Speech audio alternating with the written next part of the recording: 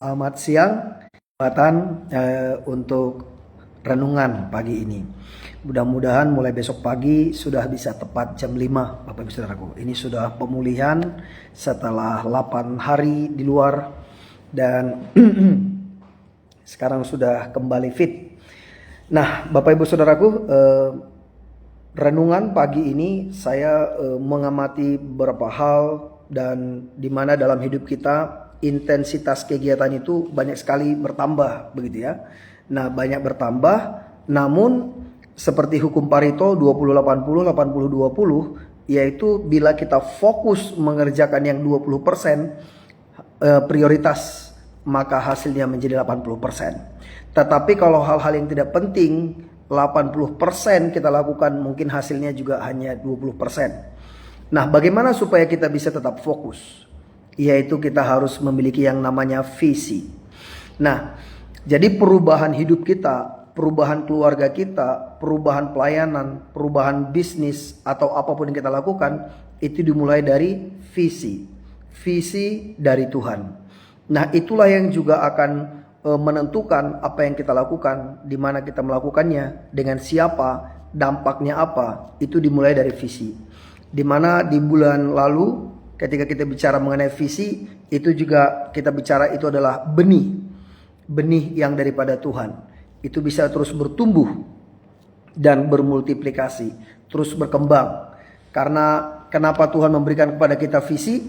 Supaya kita bisa mempersiapkan diri dan juga fokus untuk mengerjakan yang Tuhan mau dalam hidup kita.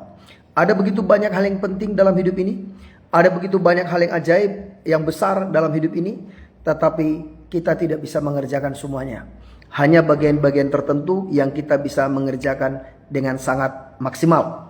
Nah, jadi Bapak Ibu Saudaraku, di sini saya mengutip satu ayat, yaitu tema kita hari ini atau topik kita perubahan dimulai dari menangkap visi Tuhan. Amsal 29 ayat 18 di dalam bahasa Indonesia dikatakan, bila tidak ada wahyu menjadi liarlah rakyat, berbahagialah orang yang berpegang kepada hukum. Tapi kalau di bahasa Inggris dikatakan without vision people perish. Tanpa visi manusia binasa.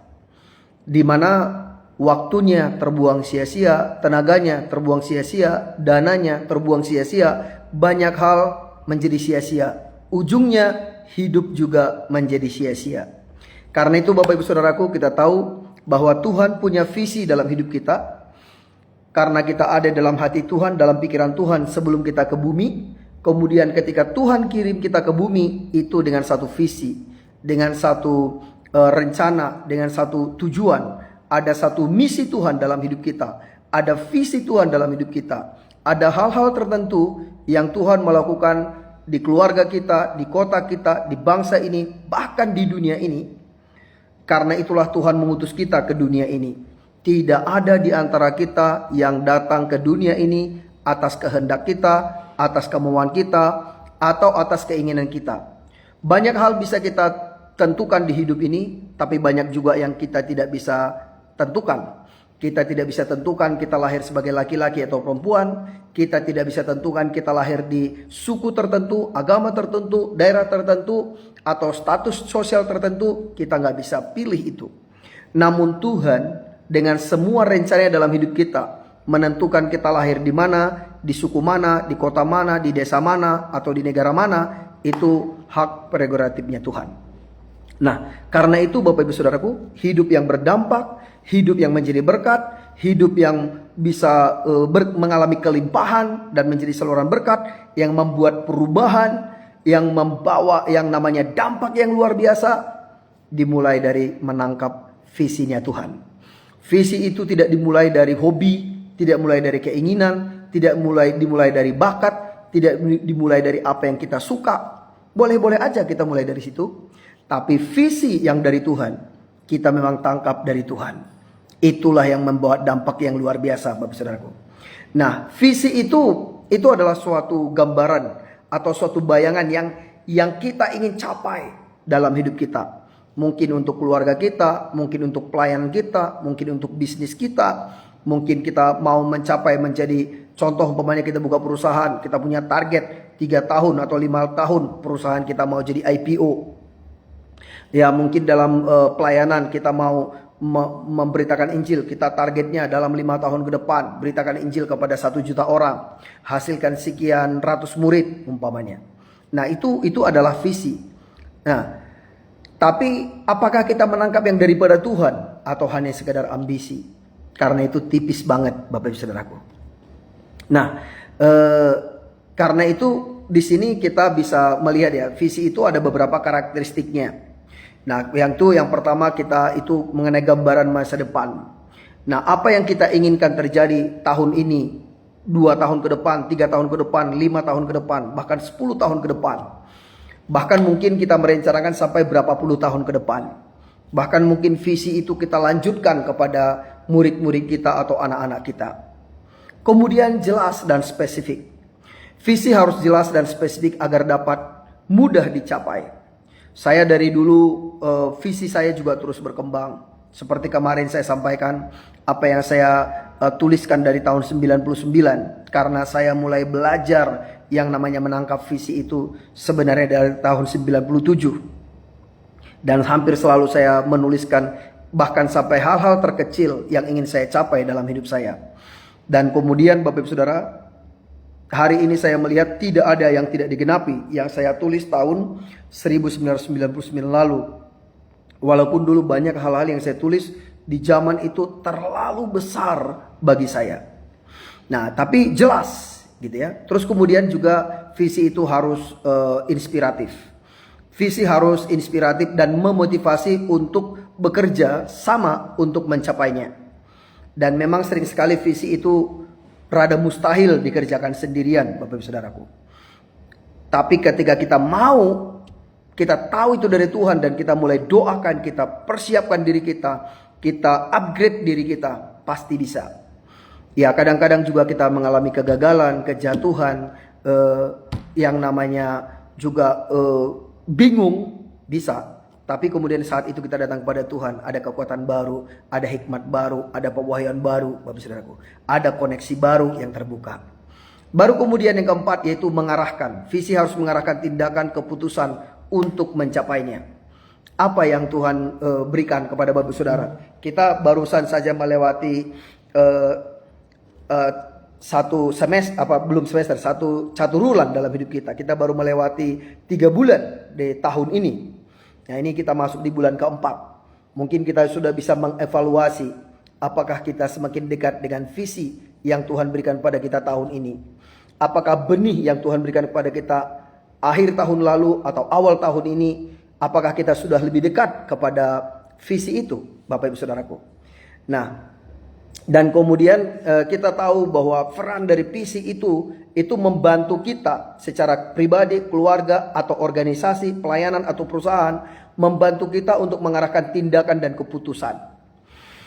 Nah, tahun ini saya memang mengecewakan banyak orang karena beberapa undangan ke beberapa negara saya harus tolak, Bapak Ibu Saudaraku. Beberapa orang marah, saya juga melakukan kesalahan itu cukup besar juga, tapi karena saya tahu dari Tuhan, saya memang mesti kehilangan beberapa orang yang saya sangat sayangi, Bapak Saudaraku.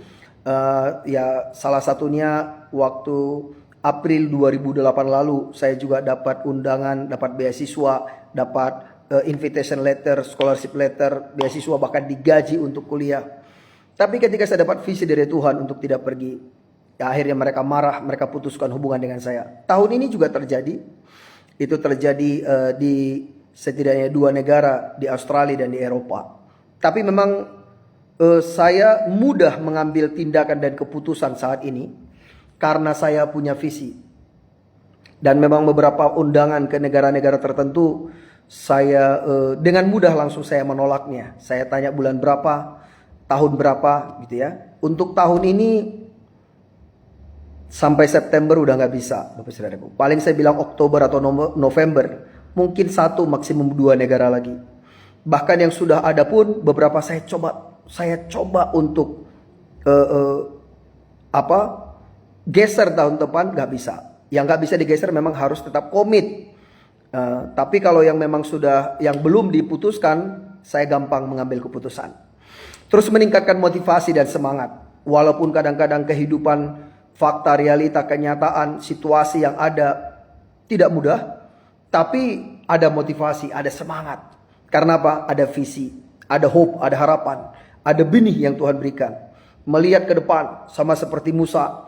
Karena melihat jauh ke depan, dia menganggap sebuah penghinaan untuk menjadi putri Firaun pada waktu itu.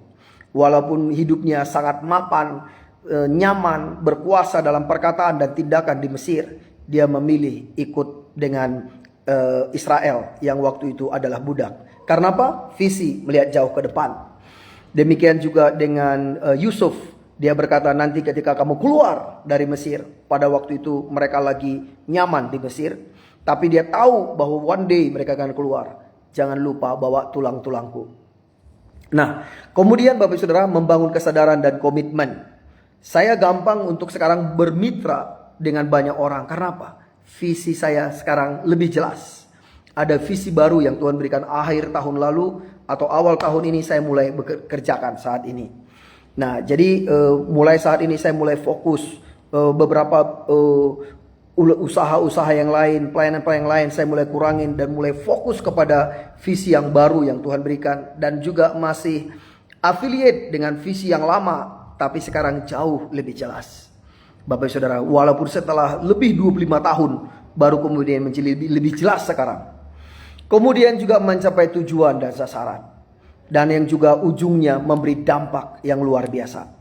Nah, karena itu Bapak Ibu Saudaraku, mari tangkap visi dari Tuhan. Apa yang Tuhan mau kita kerjakan. Ya, seperti sekarang visi yang paling kuat Tuhan taruh dalam hati saya, yaitu adalah untuk membantu anak-anak muda untuk sekolah, untuk kuliah, dan bahkan juga untuk bekerja. Inilah yang sekarang menjadi fokus utama saya, Bapak Saudaraku.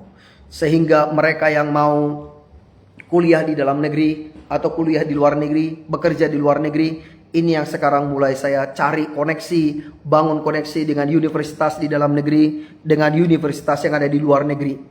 Dan itu yang sedang saya persiapkan. Tapi saya mulai melihat ini ada juga pola dalam hidup saya, yaitu 12-12-12. Di mana 12 tahun pertama pertobatan saya itu sangat fokus di penginjilan. Fokus penginjilan keliling Indonesia, bangsa-bangsa penginjilan, KKR, bagi traktat, Bapak Saudaraku. Saya pernah ke Jepang, gak bisa bahasa Jepang, tapi 2-3 bulan sebelum ke Jepang, saya mulai broadcast siapa yang bisa terjemahkan traktat ke bahasa Jepang. Puji Tuhan waktu itu ada 4-5 orang bersedia. Kemudian mereka terjemahkan traktat kecil, ya ukuran sekantong aja.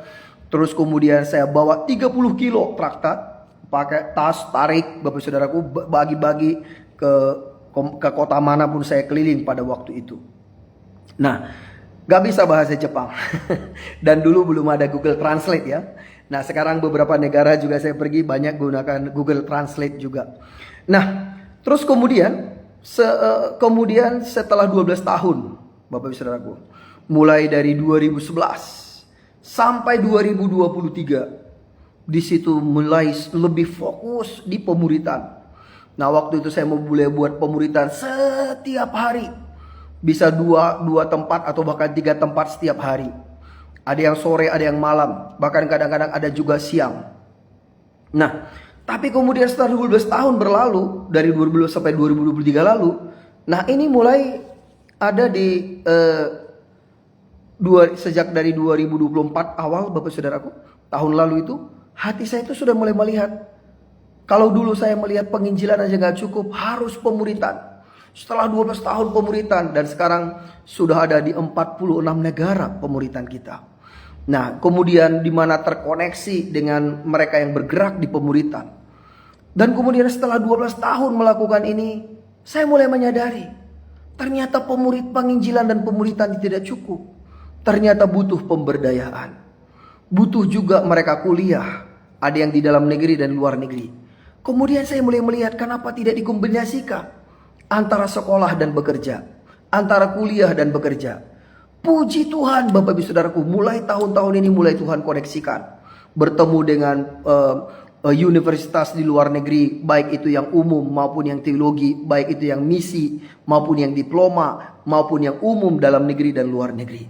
Ketika saya berkata, boleh tidak kita tidak hanya kirim anak sekolah ke negara kalian, boleh tidak kita kerjasama dengan universitas dalam negeri untuk program double degree? Mereka boleh, Bapak Saudaraku. Boleh tidak satu lagi? Apa itu? Kurikulum kalian kita bawa ke Indonesia. Puji Tuhan juga mereka berkata boleh. Wow. Bapak Ibu Saudaraku, secara logika saya nggak pernah terpikirkan sebelumnya. Apa yang pernah saya pikirkan tidak pernah timbul dalam hati, tidak pernah dilihat mata. Sungguh-sungguh Tuhan sediakan. Dan hari ini untuk di Malang saja kita sudah dapat kuota 500 mahasiswa. Jadi buat Bapak Ibu Saudara yang punya kenalan anak-anak muda yang baru lulus SMA atau SMK mulai dari tahun 2025, 2024 atau 2023 boleh mendaftar kuliah gratis. Bagaimana uang kuliahnya gratis? Bagaimana dengan makan dan kemudian juga akomodasi dan konsumsi, gitu ya, dan transportasi? Nah, itulah yang disediakan. Syukur-syukur nanti kita ajukan KIP, yaitu Kartu Indonesia Pintar. Kalau di approve lumayan, Bapak Saudara, sekitar 3 juta tiap bulan. Berarti terpenuhi sudah untuk akomodasi, konsumsi dan juga transportasi. Tetapi selain itu juga kita mulai melobi siapa yang mau sambil bekerja. Ya mungkin part time di hotel atau di apa itu namanya di restoran atau di kafe atau mungkin ojek online atau shopping online atau apapun itu yang kita pikirkan juga, Bapak Saudaraku. Nah, tapi visi yang Tuhan taruh dalam hati saya itu bagaimana memuridkan dan memberdayakan. Waktu saya dapat 2 tahun lalu itu, Bapak Saudaraku, gak berani ngomong. Karena di dalam hati saya itu 1 juta. Saya bilang, Tuhan mau ngomong apa? Ini nanti pasti orang akan bilang si mulut besar, si tukang mimpi, begitu ya. Tapi kemudian saya dalam hati, Tuhan bagaimana caranya 10-15 tahun ke depan itu bisa terjadi. Baru mulai Tuhan bukakan satu persatu. Mulai daripada tahun lalu, Bapak Saudaraku. Yaitu mulai berkolaborasi dengan SMK. Sekarang sudah ada 33 SMK kita berkolaborasi. Terus kemudian berkolaborasi dengan universitas. Bahkan yang di dalam negeri maupun yang di luar negeri. Baru rada masuk akal, Bapak Saudaraku. Sekarang bagi saya mulai masuk akal bagaimana bisa memuridkan 1 juta orang. Tapi saya berkata mari kita bicara dulu 300 dulu deh. Kemudian kita juga berkolaborasi dengan LPK, yaitu lembaga pelatihan kerja yang mengirim tenaga magang atau tenaga kerja ke Jepang, ke Jerman, ke Turki dan negara-negara lain. Oh, baru make sense, Bapak Saudaraku.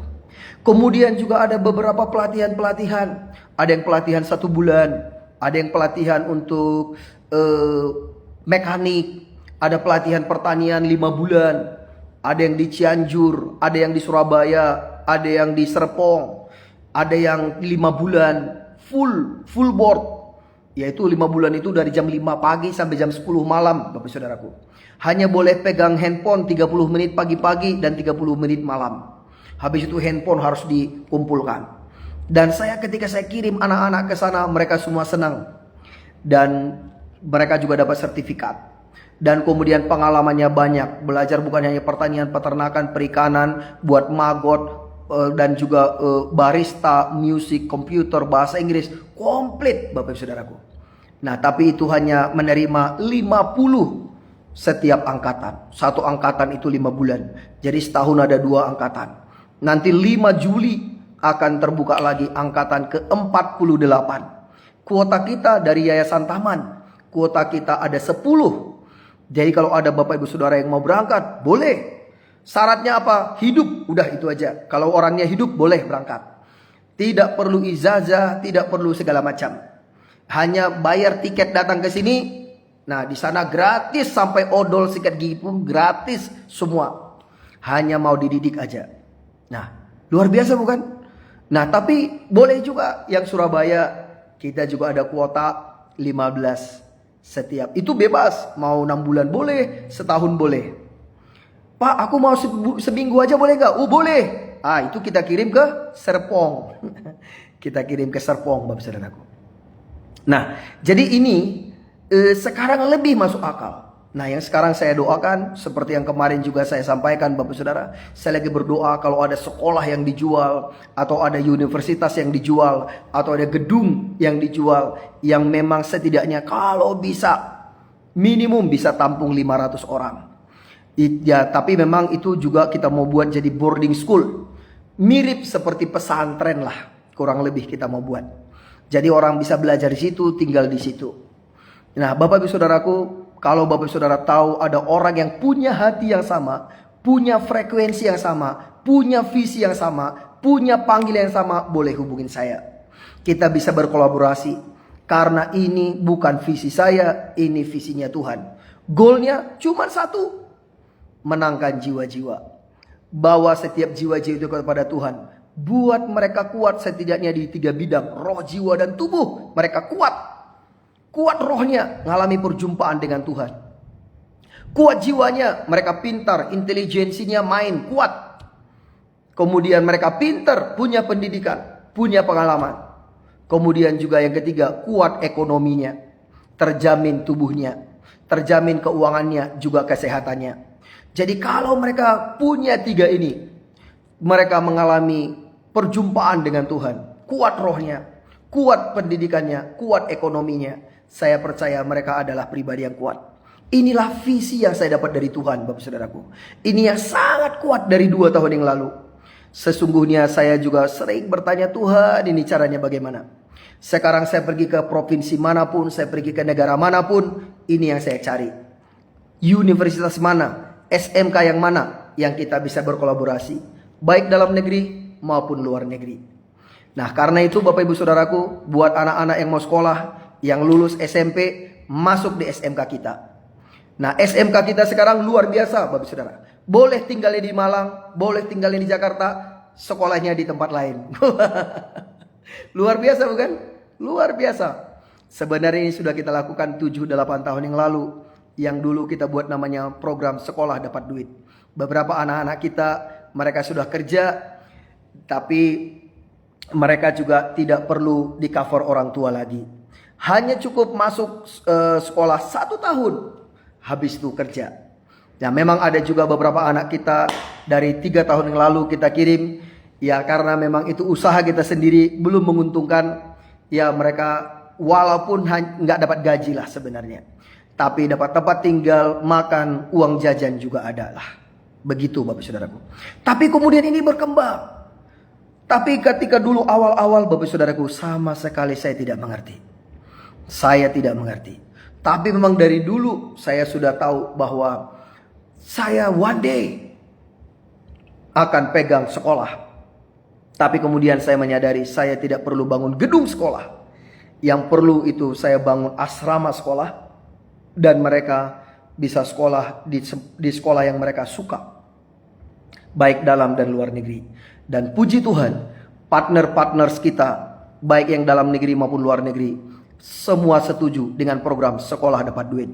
Apalagi yang di Singapura Bapak Saudaraku, ada 3 program yang sangat disukai di sana. Di Trend Global College, Bapak Saudara bisa search di internet. Di mana program yang paling disukai banyak orang, sekolah satu semester, hanya 6 bulan. Semester kedua langsung kerja. Itu pekerjaannya ada 500 perusahaan internasional. Ada DBS, ada UOB, ada Singtel, ada Tata, ada begitu banyak perusahaan-perusahaan besar lainnya. Dan mereka dibayar rata-rata 1.200 sampai 1.400 dolar. Dan setelah mereka lulus diploma, mereka ada 3 pilihan. Pilihan pertama, lanjut kerja, gak usah balik lagi ke kampus. Jadi gunakanlah TGC, Trend Global College ini hanya sebagai batu loncatan aja untuk dapat pekerjaan di Eropa, di Amerika, Australia, atau negara lainnya. Itu pilihan yang pertama paling banyak disukai orang. Tapi buat mereka yang berduit, mereka lanjutkan kuliahnya ke UK. Boleh Ravensbourne University atau juga ke Heriot-Watt University. Atau juga yang ketiga, lanjutkan PhD-nya di TGC di Singapura. Nah, Bapak Ibu Saudaraku, Dan saya juga tawarkan mereka tiga kerjasama. Mereka puji Tuhan juga setuju. Yang pertama, kita kirim anak sekolah ke Singapura. Yang kedua, kita kerjasama dengan Universitas Indonesia untuk buat namanya double degree. Karena semua universitas di Indonesia setelah mereka kuliah 6 semester, semester 7-8 mereka praktek. Nah, di waktu mereka praktek ini berangkat ke Singapura, program double degree. Mereka 1 semester kerja, 1 semester kuliah, 1 semester kerja. Mereka pulang, wisuda di kampus awal, namun wisuda juga di sana. Wow, luar biasa kan Bapak Ibu? Tapi saya tawarkan yang ketiga. Boleh tidak daripada kita kirim anak-anak mahasiswa ke sana, biayanya mahal. Banyak juga yang pengen belajar tapi biaya minim. Boleh tidak bukan kita kirim anak-anak ke sana, tapi kurikulum kalian bawa ke Indonesia. Dan puji Tuhan disetujui. Sekarang saya mulai mengerti Bapak Ibu Saudaraku. Ternyata inilah yang Tuhan mau. Salah satunya mencapai visi tadi, adopsi 1 juta anak. Dan tahun ini sesungguhnya saya tidak terlalu muluk-muluk. Saya hanya berdoa 300 anak Bapak Saudaraku. 300 anak. Dan kemudian ini yang sekarang kita lagi prepare. Dan puji Tuhan ada beberapa orang, siapapun, apakah mau pelatihan barista, pelatihan apa yang mau, atau kemudian yang mau kuliah hukum, ekonomi, bisnis, apapun, dalam negeri, luar negeri, teologi, misi, semua ada Bapak Saudaraku. Dan yang paling saya butuhkan saat ini adalah kampus atau sekolah untuk dijadikan boarding school, atau dijadikan kayak pesantren Bapak Saudaraku, atau jadi asrama lah, asrama, tepatnya asrama. Tapi nanti mereka ada yang masuk SMK, ada yang masuk universitas, ada yang masuk LPK, kemudian ada yang ikut training, pelatihan, seperti itu. Dan tentu saja mulai beberapa perusahaan juga akan minta tenaga kerja ke kita. Ada yang minta di pertanian, ada yang minta di IT, ada yang minta segala macam. Nah, Bapak Ibu Saudaraku, sekarang saya mulai mengerti. Apakah Bapak Ibu Saudara punya hati yang sama? Atau Bapak Ibu Saudara tahu ada orang punya visi yang sama? Silakan share link ini. Mari tangkap visi yang daripada Tuhan. Itulah benih daripada Tuhan. Ketika kita menangkap dan melakukannya dalam ketepatan dan ketaatan, kita melihat terobosan dan keajaiban. Amin Bapak Saudaraku. Mari tangkap visi dari Tuhan. Kerjakan. Walaupun mungkin hanya step by step, langkah demi langkah. Sekecil apapun itu, lakukan saja dulu. Melangkah saja dulu. Amin Bapak Saudaraku. Kita berdoa. Bapa, di dalam nama Tuhan Yesus, berikan kami visimu. Berikan kepada kami benih yang daripadamu. Dan berikan kepada kami keberanian dan ketaatan untuk melangkah dalam iman. Untuk boleh melakukannya dalam ketaatan. Mari Roh Kudus pimpin kami, penuhi kami. Kami bersyukur dalam nama Tuhan Yesus kami berdoa. Haleluya. Amin, amin, amin, amin. Terima kasih Bapak Ibu Saudaraku. Tuhan Yesus memberkati. Shalom.